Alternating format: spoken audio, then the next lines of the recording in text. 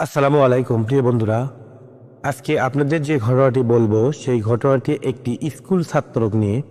এই ঘটনাটি একটা গ্রামের ঘটনা। ছেলে ক্লাস 10-এ পড়ে। একটা ছেলে জীবনে যখন এই ভৌতিক ঘটনা ঘটে তাহলে বোঝা যায় কত রকম কীরকম কষ্ট। আর যার সাথে এরকম ঘটনা ঘটেছে শুধুমাত্র তাই বোঝে এরই কষ্টটা কত কষ্টদায়ক। এই গ্রামের ছেলের নাম হচ্ছে ইমরান। তিনি ক্লাস 10-এ লেখাপড়া করতেন। 10-এ লেখাপড়া করতে করতে স্কুলে যখন যায়, গ্রামের স্কুল, আশপাশে মানে গাছগাছালি বেশি থাকে। আর রাস্তাটা হচ্ছে ওই পাকা রাস্তা, কিন্তু একটু আটো, দুই ধার দিয়ে ইউক্যালিপটাস গাছ আছে, মানে অনেক গাছ গুছ থাকে। সেই গাছের মাঝে দিয়ে সব বন্ধু বান্ধব সবাই একসাথে হাঁটিয়ে হাঁটিয়ে যায়, স্কুলে যায়। তো এরকম করে যাওয়া আসা করতে করতে এক সময় ওখানে পাশে, স্কুলের পাশে একটা বটের গাছ ছিল।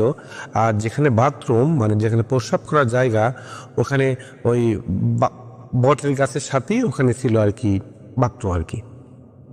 তো বাথরুম থাকার কারণে যখন ওরা সবাই ওখানে ওয়াশরুমে যায়, করে, কিন্তু ওই ইমরান একদিন হঠাৎ করে যখন ক্লাস থেকে বের হয়ে ওয়াশরুমে যায়, ওয়াশরুমে যাওয়ার সময় ওয়াশরুম করে চলে আসে।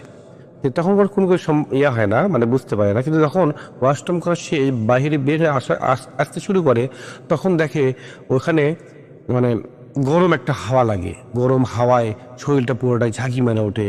তখন কি করবে কিছু বুঝতে পারে না। তখন রুমে চলে আসে, স্কুল শেষ করে বাসায় চলে আসে। আসার পর থেকে ইমরানের শরীরে হালকা হালকা গায়ে জ্বর, মাথা ব্যথা। 2 দিন স্কুলে আসতে পারেনি। স্যাররা বাড়িতে ডাক দিতে গেছে। দেওয়ার পর সবাই বলে স্কুলে যাচ্ছে না, গায়ে জ্বর দেখে স্কুলে যাইতে পারতেছে না। তো সবাই ভাবছে জ্বরের ওষুধ খাই, ওষুধ বড়ি খাওয়ার পর ভালো হয় না। আস্তে আস্তে মনে হয় জ্বর বেশি হয়ে যায়, শরীর দুর্বল হয়ে যায়। একটা কথা বলে রাখি, ইমরান কিন্তু আগে থেকে একটু চিকন চাকন আর কি, শরীর দুর্বল দুর্বল ভাব। তখন সবকিছু এলোমেলো হয়ে যাওয়ার পরে দীর্ঘ 7 দিন চলে যায়, জ্বর ভালো হয় না। হসপিটালে নিয়ে যায় ডক্টরের কাছে। যাওয়ার পর ডক্টর বলে ভর্তি করাইতে হবে। তো ইমরানের বাবা মা ওকে ভর্তি করায় আর কি হসপিটালে। ভর্তি করার পরে এক পর্যায়ে দেখা যায় ওরা জ্বর কমতেইছে না, মনে হয় গায়ের শরীরের শক্তি আরো মানে শরীরের গোস্ত মাংস শুকিয়ে যায়। তো এখান থেকে নিয়ে চলে আসে। তখন গ্রামে একটা মুরব্বী বলে একে হুজুরকে দেখা, যেহেতু জিন ভূত ব্যাপারও হতে পারে। হ্যাঁ, তখন একটা হুজুরকে দেখায়। হুজুরকে দেখানোর পরে ওই হুজুরটা দেখার পর বলে, ভাই একে ডাক্তার কি কিছু করতে পারবে না, একে জিন ধরছে। ওই জিন ছাড়াতে হলে ভাড়াটা হুজুরকে লাগবে। আমি এই পর্যন্ত করতে পারবো, একটা তাবিজ দিয়ে আমি একে মানে একটু করতে পারবো। তে আমার খোঁজে একটা আমার ওস্তাদ আছে, ওই ওস্তাদের কাছে যান, গেলে পরে ইনশাল্লাহ ভালো হবে। তো এরকম করতে করতে যখন 20-22 দিন পর যখন ওই হুজুরের ওস্তাদের কাছে যাওয়ার পরে হুজুরের ওস্তাদ বলে ওই ছেলেকে জিন ধরেছে, আর ওই ছেলেকে ঠিক মতো চিকিৎসা না করলে বেশি বাঁচবে না, যেহেতু যেভাবে গায়ের মাংস শুকিয়ে হাড্ডির সাথে লাগিয়ে গেছে। তখন কি করবে, উদ্দেশ্য না পেয়ে চিকিৎসা শুরু করে দেয়, তাবিজ দেয়, পানি পড়া দেয়। তো এর আগে বলে রাখি, সরিষার তেল, মানে সরিষার তেল পরিয়ে দেয়। ওই গোসল করার আগে সরিষার তেল পুরো শরীরে মারতে বলে।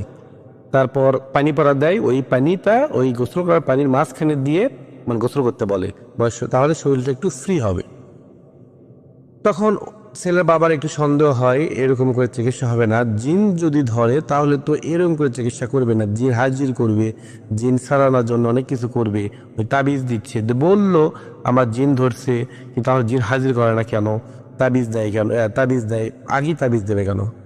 তখন এরকম করে সন্দেহজনক হয়। তারপর কিছু টাকা দেয়, টাকা দেওয়ার সময় চলে আসে। এরকম করে আবার 7 দিন চলে যায়, কিন্তু 7 দিনে কিছু হয় না। কিন্তু ইমরানের গায়ের জ্বর যে কমে যাবে সেই মানে কমে না আর কি, জ্বরে ঠিক থাকে। তারপর এরকম করতে করতে গ্রামের একটা মানে মানুষ বেড়াইতে আসে আর কি, পাশের বাড়ির একটা ছেলে বেড়াইতে আসে। ছেলে মানে বিয়ে শাদী করছে, ঠিক 30 বছরের মতো একটা ছেলে আসে বেড়াইতে। আসার পরে যখন হঠাৎ করে সন্ধ্যার দিকে দেখে ইমরান উঠানে বসেছিল, বসে থাকতে থাকতে ধাম করে মাটিতে পড়ে গেছে আর কি। তো পড়ে যাওয়ার পরে মানে সেন্সলেস নাই। তারপরে ওকে যখন পান দেওয়া হলো, পান দেওয়ার পরে ইমরান যখন ওঠে, এই যে ইমরানের গায়ের মাংস নাই, মানে গোস্ত নাই, শরীর দুর্বল, তাও ওর শরীরে প্রচুর শক্তি চলে আসে। যখন তার ইমরান চোখ মেলার পর সবাই ধরে ধরে বাসায় আনতে পারে না, এমনভাবে দৌড় মারে ওকে ধরা যায় না, আর এমনভাবে শক্তি শরীরে ঝাঁকি দেওয়া ওঠে, শরীরে মানুষকে মারতে থাকে, ওকে কেউ আটকাইতে পারে না। এক পর্যায়ে মোটা একটা রশি নিয়ে এসে ইমরানকে বেঁধে ফেলে দেওয়া হয়।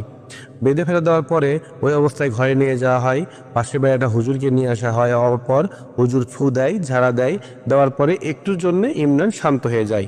ইমরান তখন ভাত খাওয়ার জন্য অস্থির হয়ে পড়ে। তখন তার বাবা মা সবাই ভাত যখন দেয়, তখন স্বাভাবিক মানুষের মতো ভাত ইমরান খায় না।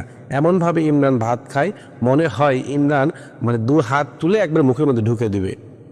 তখন হুজুর বলল, এটা ইমরান খাচ্ছে না, এটা খাচ্ছে হচ্ছে জিন। এই জিন এরকম করে খাচ্ছে, আপনারা কোনো বুদ্ধি নাই। এরই মাঝে ওই যে পাশের বাড়ি একটা ছেলে ছিল বেড়াতে, ওই ছেলে বলে, ভাই আমার খোঁজে একটা হুজুর আছে, তার বীজ পানি মানে তার বীজ কিছু দেয় না, কিন্তু হুজুরটা অনেক ভালো, আপনারা যদি পারেন তাহলে হুজুরের কাছে নিয়ে যেয়ে চিকিৎসা করাইতে পারেন। তখন সব কিছু শোনার পরে আরেকটা মানুষ বলল, হ্যাঁ ওই হুজুরের নাম আমিও শুনেছি, যাওয়া যায়। ঠিক 30 কিলোর মতো, ঠিক 100 কিলোর মতো ওই হুজুরের বাসা। তখন ইমরানের বাসা থেকে হুজুরের বাসা 100 কিলো। তখন একটা ওরা গাড়ি রিজার্ভ করার পরে বাবা, ছেলে আর একটা ভাই, দুই ভাই, একটা বাবা আর ইমরান করা যায়, চলে যায়। যাওয়ার পরে হুজুরের রুমে যখন ঢোকার পরে হুজুরের গেস্ট রুমে বসতে দেয়। বসার পরে ওই জায়গার থেকে বসে থাকতে থাকতে হঠাৎ করে যখন হুজুর দোয়া দরুদ পড়তে শুরু করছে, তখন হঠাৎ করে ইমরান মানে এরকম করতে শুরু করছে, আর মানে শক্তি দেখা শুরু করছে। তখন সবাই জোরে ধরার পর হুজুর আসে। হুজুর আসার পর বলে, তোরা কয়জন, তোরা তো এখানে কয়জন আছিস সেটা বল। তখন ইমরান বলতে চায় না, তখন ইমরান বলে খালি এরকম করে। তো এরকম করতে করতে এক সময় উনি কথা বলে আমরা এখানে 3 জন আছি। তখন হুজুর বলে, তুই কেন আছিস এখানে, এই ছেলেকে কেন কষ্ট দিচ্ছিস, এই কি ক্ষতি করছে তোর, ছোট ছেলে, এরকম কষ্ট দেওয়া ঠিক না, তোরা কি বুঝিস না, তোরা হিন্দু না মুসলমান সেটা বল। তখন ওই জিন বলে, আমরা হচ্ছে মুসলমান, তুই মুসলমান হয়ে তুই একটা মুসলমানকে কেন কষ্ট দিচ্ছিস। তখন এই হুজুরটা যখন প্রশ্ন করার পর ওই জিন বলে, ওকে আমি ছাড়বো না, ওকে আমি শেষ করে দেবো, ওই আমার অনেক বড় ক্ষতি করছে, ওকে আর কেউ বাঁচাতে পারবে না। তখন হুজুর বলে, ওকে বাঁচাতে পারবে কি পারবে না, আল্লাহ যদি না মারে তাহলে তুই জীবনে মারতে পারবি না। আর তখন সেই ইমরানের বাবা ভাইকে বলে ওকে নিয়ে চলে আসেন। হুজুরের চিকিৎসা করার জন্য এক্সট্রা রুম একটা ভেনয় ছিল, আর যেখানে ওই জিনটা হাজির হয়েছে ওইটা হচ্ছে গেস্ট রুমে আর কি। তো গেস্ট রুম থেকে যখন রুমের ভেতর নিয়ে আসার পর দরজা বন্ধ করে দেওয়ার পরে ওর বাবা, দুই ভাই সবাই মানে বসে আর কি, ভালো হয়ে বসার পর ওখান থেকে যখন বসতে বসার পরে ইমরানকে মাঝখানে বসায়। হুজুর দোয়া দরুদ পড়ে যখন আবার ফু দেয়, তখন ইমরান চিৎকার করতে শুরু করে, বলে আর ফু দিও না, আমি আর সহ্য করতে পারতেছি না। তখন হুজুর বলে, কেন, তুই বলে একে মেরে ফেলে দিবি, নিজেই তো তুই সহ্য করতে পারতেছিস না, তুই নিজেই তো কিছু করতে পারতেছিস না, তাহলে তুই ওকে কেমন করে মারবি, আল্লাহ যদি না মারতে পারে তাহলে তোর মারার কোনো ক্ষমতা নেই।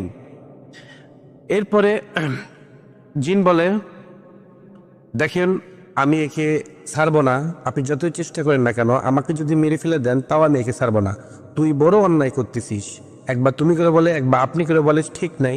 তখন হুজুর বলে, তুই ভাষা ঠিক কর, তুই যদি ভাষা না ঠিক করিস তাহলে তোকে আমি এখন শাস্তি দেবো। তখন জিনটা ভাষা ঠিক করে না, জিনটা তখন আরো বলে তোর মতো হুজুর অনেক দেখছি, তুই তো শুধু ইমরানকে না আরো অনেকে আমরা ধরছি, কেউ আমাদের কিছু করতে পারেনি, আমরা যদি ইচ্ছা মতো না যাই তাহলে তোর ক্ষমতা নেই, তুই আমাদের এখান থেকে দাঁড়িয়ে দিবি। তখন হুজুর বলে, ঠিক আছে তাহলে দেখা যাক কার শক্তি বেশি। তখন হুজুর এক পর্যায়ে চ্যালেঞ্জে চলে যায়। তখন ওখান থেকে যখন করতে শুরু করে, ওই হুজুর যখন দোয়া দরুদ পড়তে শুরু করে ফু দেয়, তখন ইমরান একবারে গর্জাতে শুরু করে, চিৎকার করতে শুরু করে।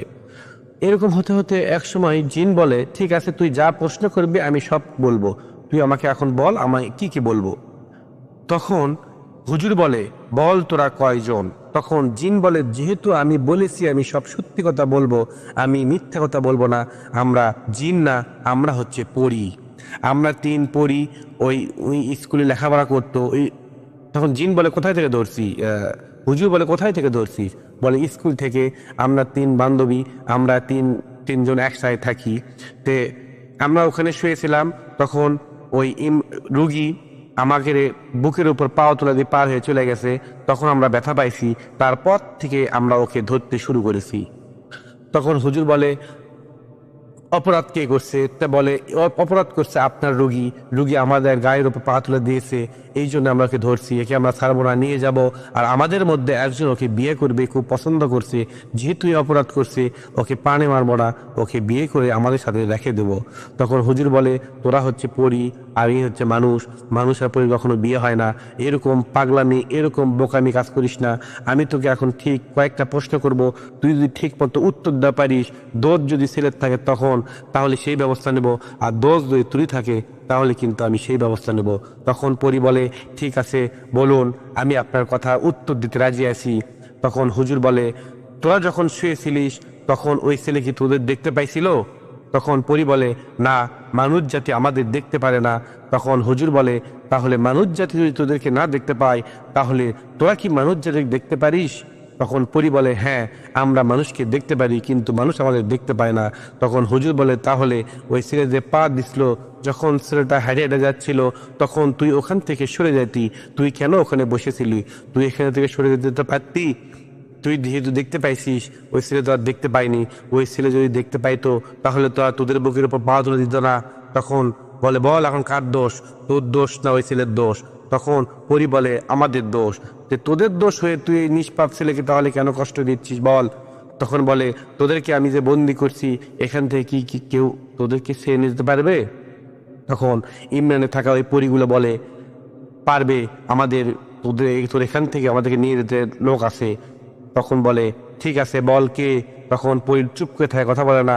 তখন হুজুর বলে, ঠিক আছে, তোর বলতে হবে না, দেখ তোর দেহের মধ্যে আমি রোগীর দেহের মধ্যে এখন নিয়ে আসতেছি।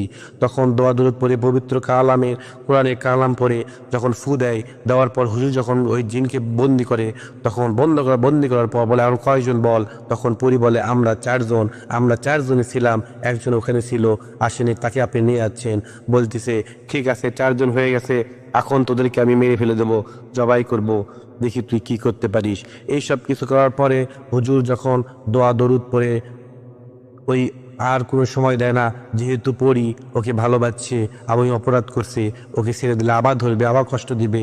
একবারে ওই দোয়া দরুদ পড়ে পবিত্র কালামের আয়াত দিয়ে ওকে 3 জনকে 4 জনকে সব জবাই করে দেয়। জবাই করে দেওয়ার পর ওই ছেলে যখন উঠে বসে, তখন বলে, এটা কে বলো, ওটা কে বলো। তখন ওই ছেলে বাবাকে চিনতে সময় লাগে, আবার এরকম করে। তখন হুজুর বুঝতে পারে ওর দেহের মধ্যে আরো একটা পরী আছে। তখন আবার দোয়া দরুদ পড়ে ওই পরীকে জবাই করে। জবাই করে ওঠার পর বলে, তোমার নাম কি? তখন ইমরান বলে, আমার নাম হচ্ছে ইমরান। তুমি কি করো? তখন ইমরান বলে, আমি ক্লাস 10-এ পড়ি। বাবা ভাই সবাইকে চিনতে পারে। তখন হুজুর বলে, চোখ বন্ধ করো, দেখো তুমি কিছু লাশ দেখতে পারবা, লাশ দেখতে পেলে আমাকে বলবা। তখন হুজুর দোয়া দরুদ পরে ইমরানের শরীরে যখন ফু দেয়, তখন ইমরান বলে, হ্যাঁ, 4টা লাশ পড়ে আছে, মাথা নেই, মাজা নেই, হাত নেই, পা নেই, টুকরো টুকরো হয়ে আছে। তখন হুজুর বলে, ফু দাও, থুতু দাও, একটু দেখো আগুন জ্বলে উঠবে। তখন ওই ইমরান যখন থুতু দেয়, তখন ওই জিনের শরীরে দাও দাও করে আগুন জ্বলে ওঠে। তাই হুজুর বলে, আগুন জ্বলা শেষ হয়ে গেলে আমার বলবা। তখন একটু পর আগুন জ্বলা শেষ হয়ে যায়। আগুন জ্বলা শেষ হয়ে গেলে কয়লা হয়ে চলে যায়। তখন হুজুরকে বলে, হুজুর আপনারা আসেন, এসে লাশগুলো নিয়ে যান। আর ইমরানকে বলে, কিছু হুজুর আসলে আপনি সালাম দেবেন। তখন ইমরান অল্প একটু পর বলে, আসসালামু আলাইকুম রহমতুল্লাহ। তখন হুজুর বলে, হুজুরদেরকে প্রশ্ন করেও, কেমন আছে হুজুর? তখন ইমরান বলে, হুজুর আপনারা কেমন আছেন? তখন হুজুর বলে, আলহামদুলিল্লাহ। এটা শুধু রুগী বুঝতে পারে, রুগী দেখতে পারে, চোখ বন্ধ করে, অন্য কেউ দেখতে পাবে না। এরপর লাশ নিয়ে চলে যায় হুজুরেরা। আর ইমরান তখন চোখ মেলায়, খুব খোলার পর ইমরান তারপর থেকে এখন পর্যন্ত সুস্থ স্কুলে যাচ্ছে, কিন্তু ইমরানের শরীর আগে থেকে দুর্বল। একে ভালো ডাক্তার দেখে ওষুধ বুড়ি খাওয়ানোর জন্য হুজুর বলে। তারপর থেকে ইমরান এখন পর্যন্ত সুস্থ ভালো, এবং ইমরান এসএসসি পাশ করছে, পরীক্ষার ভালো রেজাল্টও করছে। কিন্তু যদি এই জগতে কিছু না হইতো তাহলে আরো ভালো রেজাল্ট করতো। আপনারা সবাই সুস্থ থাকুন, ভালো থাকবেন। এই পর্যন্ত ঘটনা। আসসালামু আলাইকুম প্রিয় বন্ধুরা।